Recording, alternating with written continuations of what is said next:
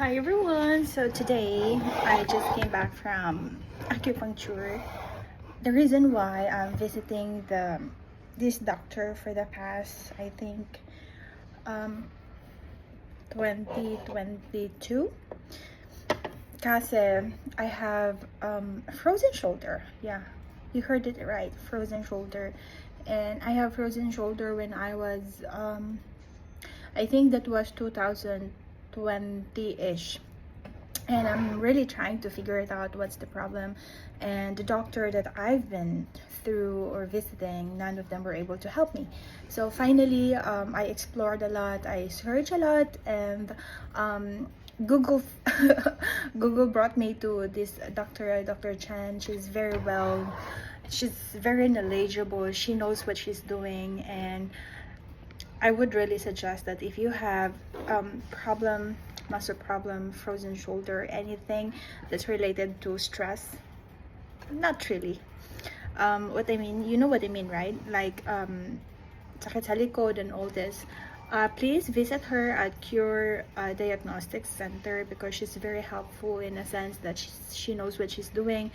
Though she's already in the good age, she's still visiting seminars, attending seminars, flying from Asia, Europe, just to explore and expand her knowledge, which is I really admire of what she's doing.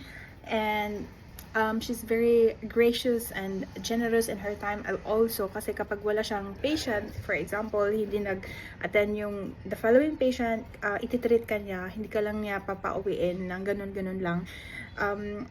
Minimake sure niya she's using her time na makatulong talaga sa mga pasyente, unlike with other doctors na pagtapos na yung 1 hour, bye-bye, hindi siya ganun.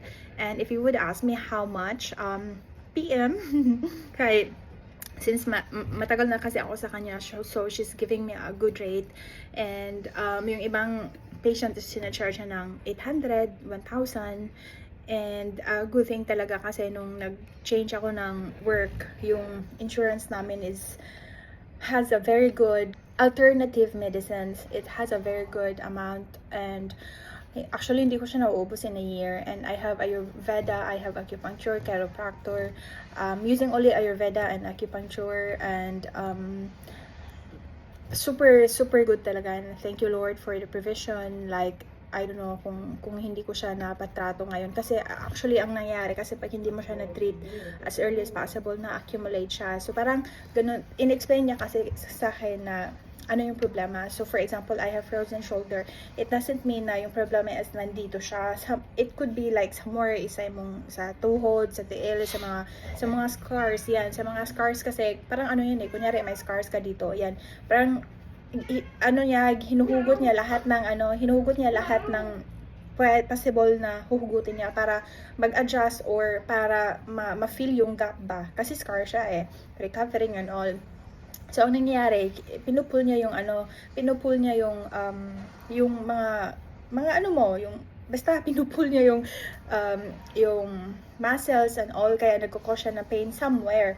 So now, ang ginagawa ng acupuncture is pinipinpoint niya yung asan yung problema. So, unti-unti na nagre-release nakusot na siya, unti-unti siya nire-release, and yun yung beneficial kasi yung benefits niya is not only for a specific result, but it's holistic. So I know that all of us, especially those people that works in UAE and it's an office space, mainly may mga ganitong problema. And I knew few people, not only few but maybe many, pero hindi lang nila sinishare. So if you have the chance to visit acupuncturist and if it's covered in your insurance, then please definitely visit them, kasi gradually mas lalong tumitigas yan, nagpa-froze na talaga yan kasi nga frozen mas lalo siyang nagbibigay sa'yo ng stress. It's a chronic actually, and it's very stressful in a sense na hindi mo alam kung anong problema, ano ang mali, ano mga pagkain na kinakain mo na hindi mo dapat kainin, yun pala na ano lang yun, yung fish may problema. So please see the doctor as soon as possible para hindi na tayo masyado ma-stress, no? Ang dami nang nangyayari sa mundo, so ma-stress pa ba tayo sa mga ganyan.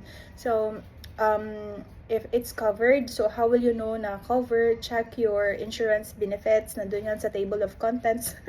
Very very well tawag nito, alam na alam kasi syempre binabasa Actually, yung mga insurance natin, basahin nyo kung ano yung table of benefits, kasi paano naman natin malalaman kung hindi natin babasahin, di ba? At hindi naman yan sinasabi ng HR sa dami ba naman nilang trabaho. So, syempre, do your research, and I hope that everyone will be fit and in good health. So, that's it. Thank you, everybody.